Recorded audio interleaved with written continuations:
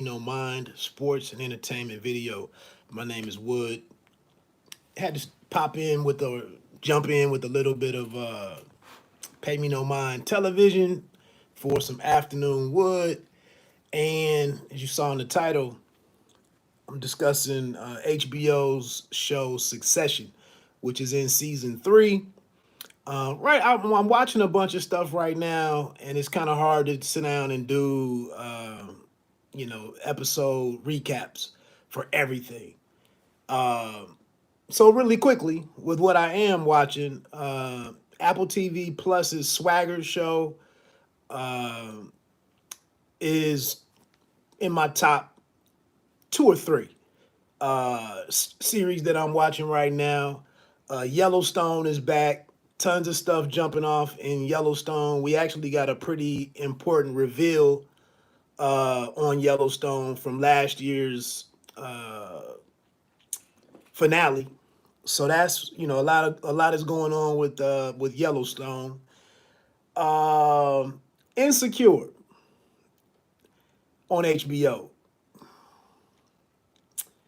I'm not too pleased with Insecure right now, and admittedly, it's not my show. It's not targeted for me and whatnot. So, and it's not a show that I've really done a lot of reviews on as much as I've just kind of engaged with others online about it.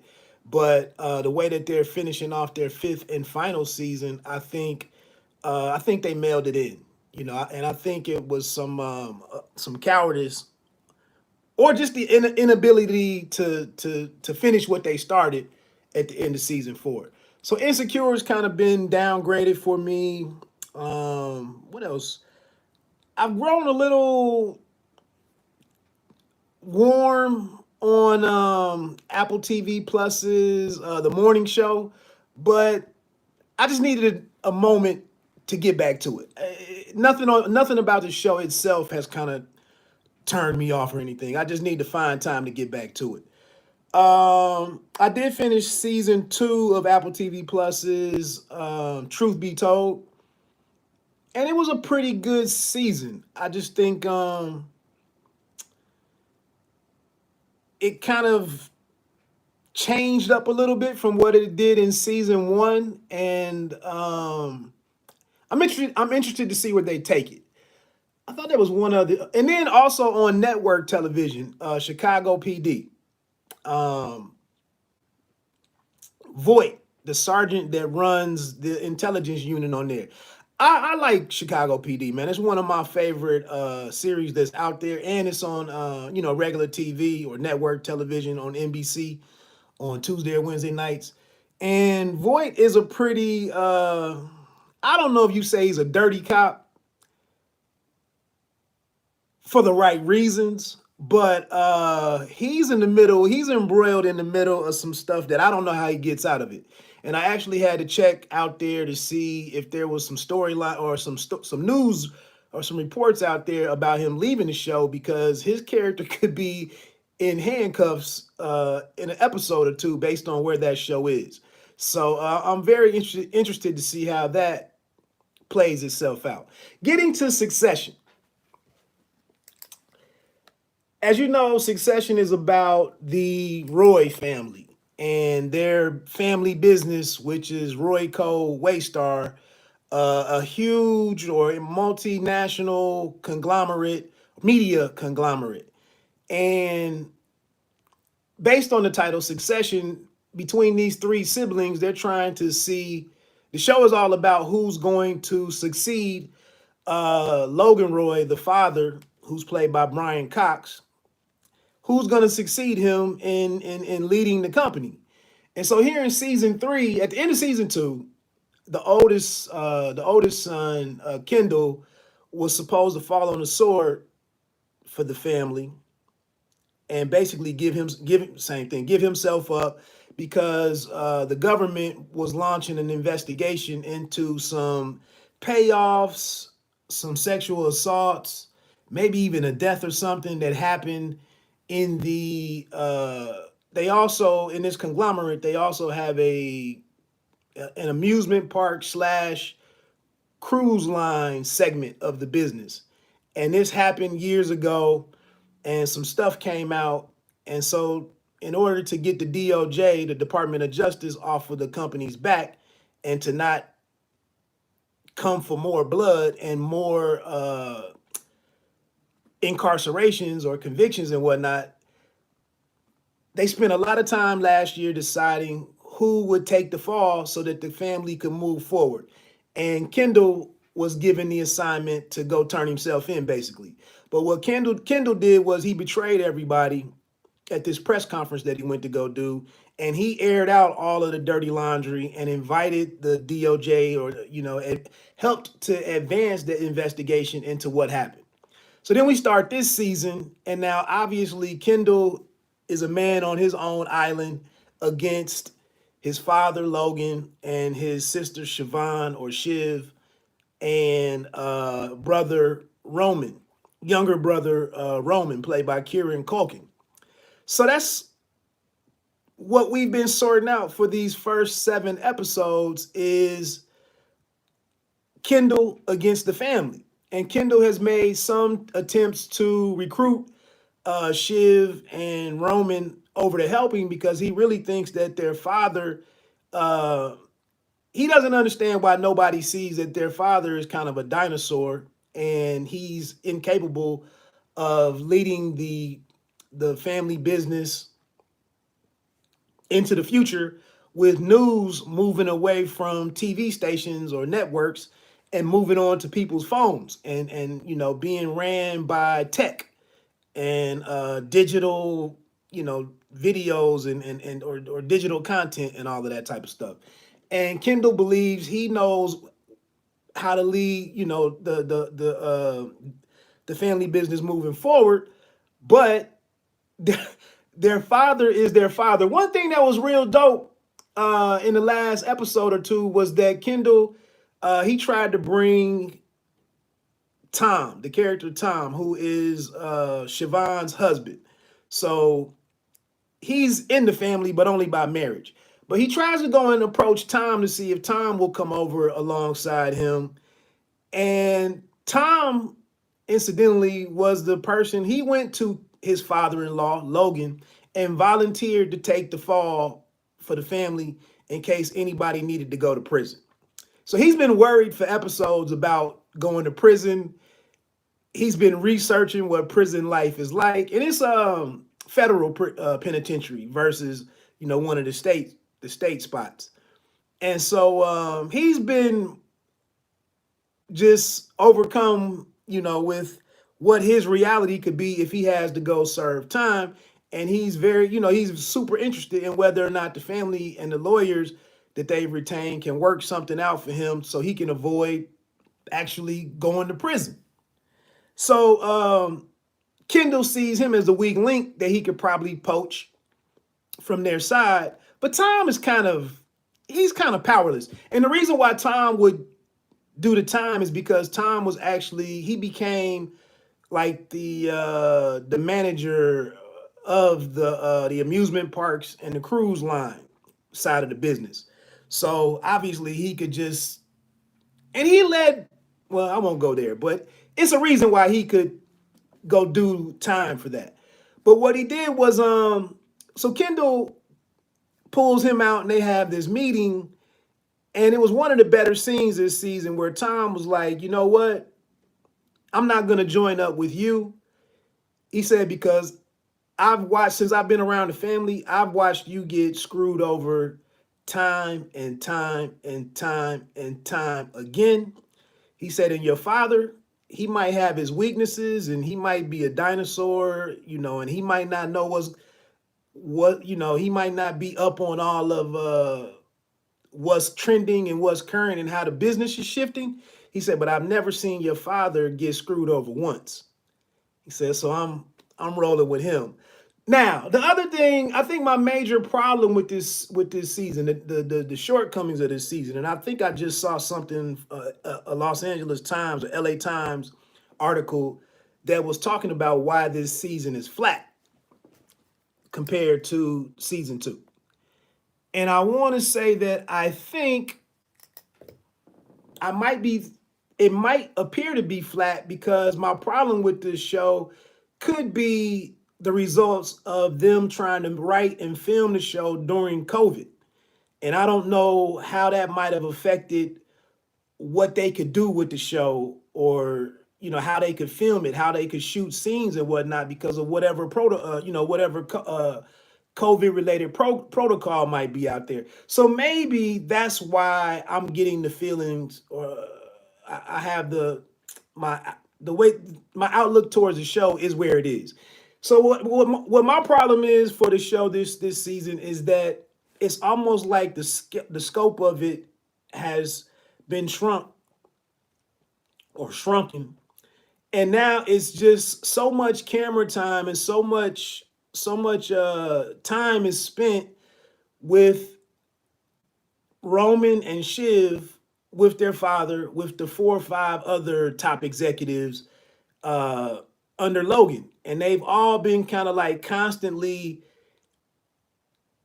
kind of like in this brainstorm mode of how to, one, stay out of prison, how to get rid of how to get rid of or draw down the federal investigation into them, and then how to not lose control of the business with the shareholders and whatnot.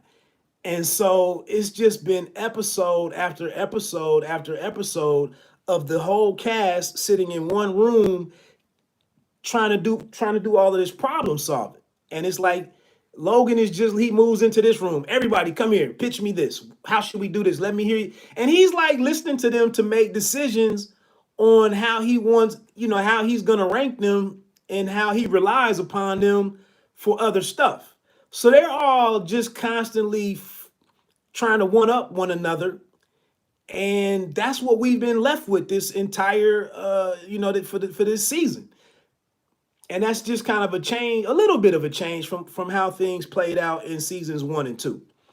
The other thing that's happened as a result of them, and I think somebody told me before, they call these bottle episodes, where they put the major characters, or they put all the people together and just have all this random conflict happen.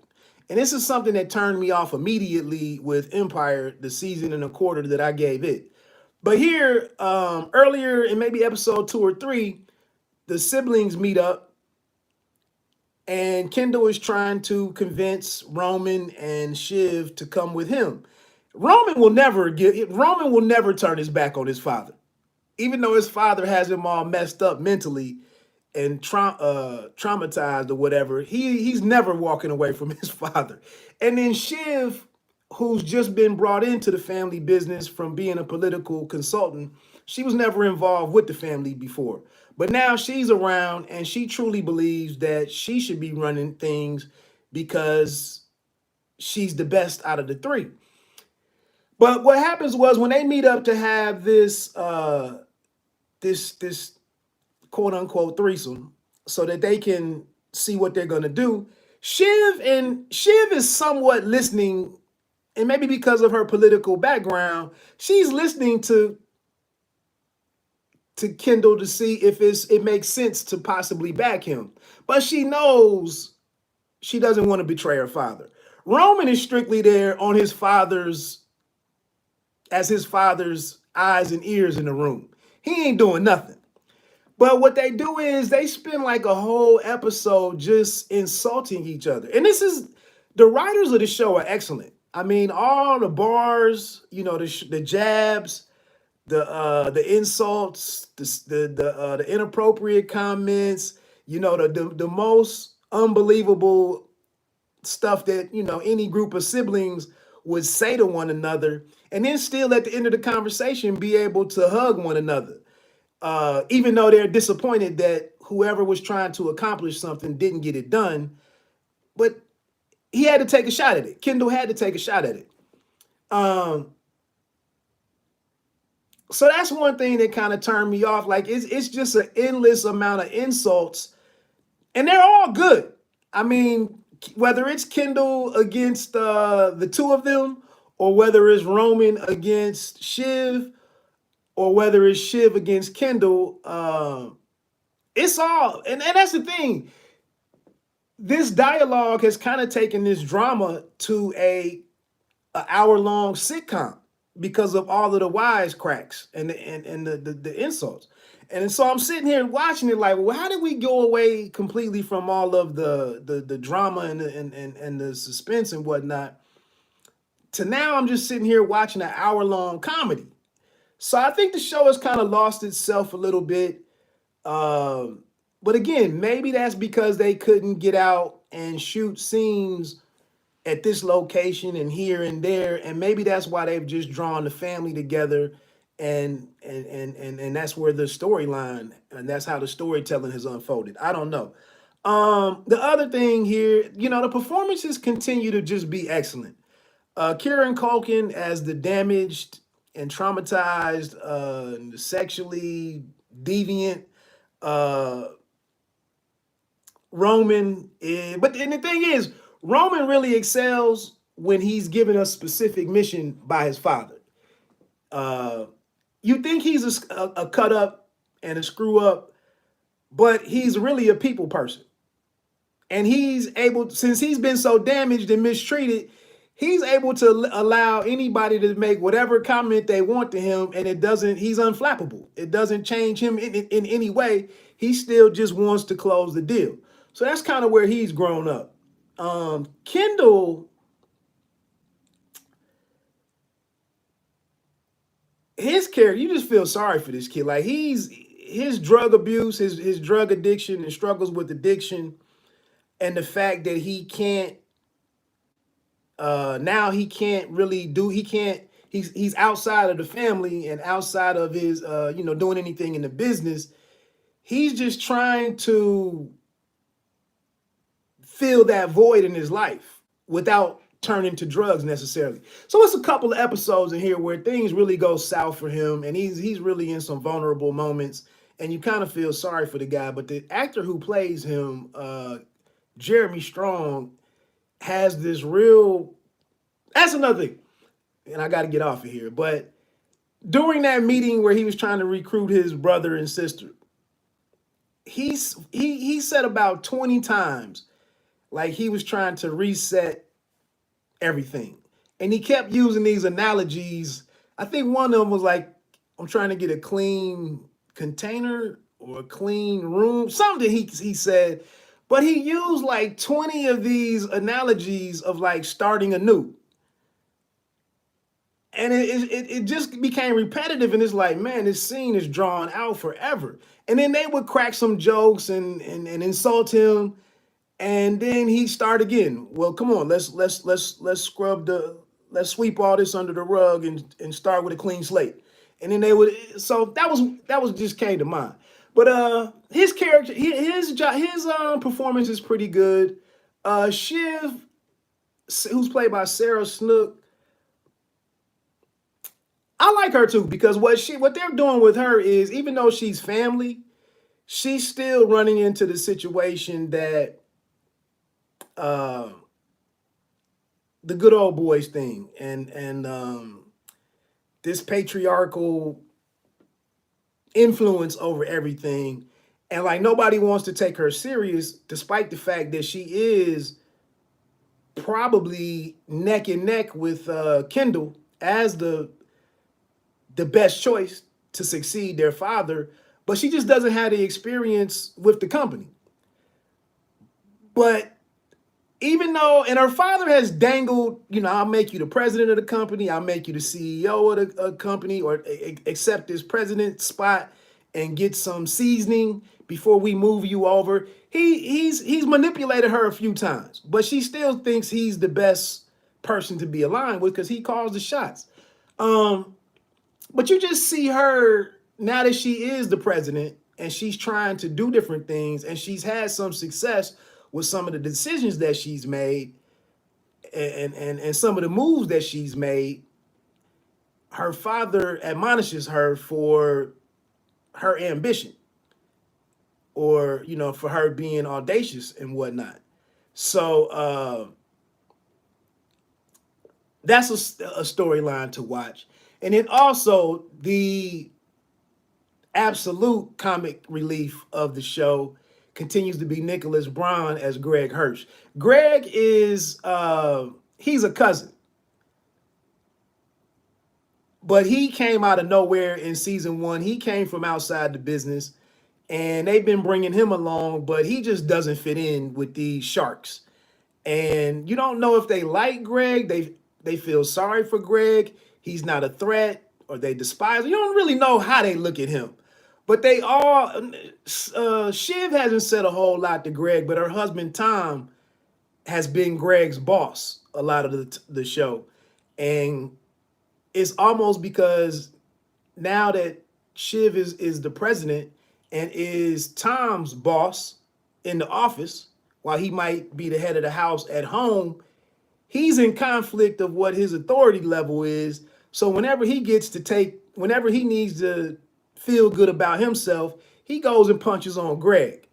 And Greg is just, Nicholas Braun is just hilarious as him, with his insecurity, him trying to remain neutral on everything.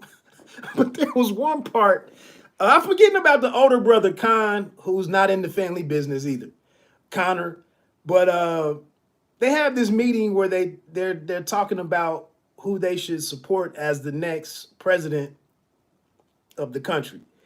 And they throw it out there. This is another one of these group decision-making sessions that they have.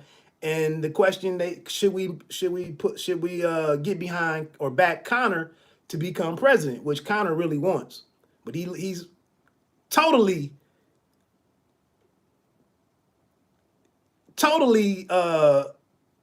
incompetent or incapable of doing it. But he believes and they haven't shown us anything that he's done where he could be in that world. But anyway, they sit down and they all each go through and say whether each of the siblings besides Kendall say whether or not they should back him as the presidential candidate. And Roman is like, "Are you freaking crazy?" And Shiv, she kind of thinks it over, but she thinks she can say the obvious reasons why they shouldn't, but she doesn't really insult him as boldly as Roman does. But they asked Greg about it, and Greg initially said one thing, trying to be political or trying to be neutral. And then after they told him to get the hell out of the room, he stops everybody and says, "Well, I would like to say one thing before I leave. I think in order to serve my country, there's no way in the world that we can support him as being the president." And it was just hilarious that he felt the need to have to to keep it a buck on this after 3 minutes earlier he tried to make this really thoughtful. He tried to get his thoughtful reasoning that this wasn't a good idea, but if that's what you guys are doing, I'm with it. But like I said, as he's told to F off, which is a signature part of the show. He was like, "Well, since you're kicking me out of the room, I might as well keep it funky and tell you what I really think." That was just another standout scene. But Nicholas Braun is excellent. So that's it. And anyway, my lunch is over with. I know that's a lot to check out. And I know, people watch this for 10 or 15 seconds, but I think the show is excellent. I think it's just, it's kind of lost its way a little bit this season. And now that I'm thinking about it, it might be the effects of trying to put together a series during COVID. Billions, I haven't even seen Billions since it came back because I got rid of my Showtime subscription. But I know Billions just shut down in the middle of the 4th or 5th season and was gone for like a year until like 6 months ago or something. They came back with the rest of the season, and I haven't tapped back into it yet. So anyway, Pay Me No Mind TV. You don't have to be great to start, but you have to start to be great. Let me get on out of here. Peace.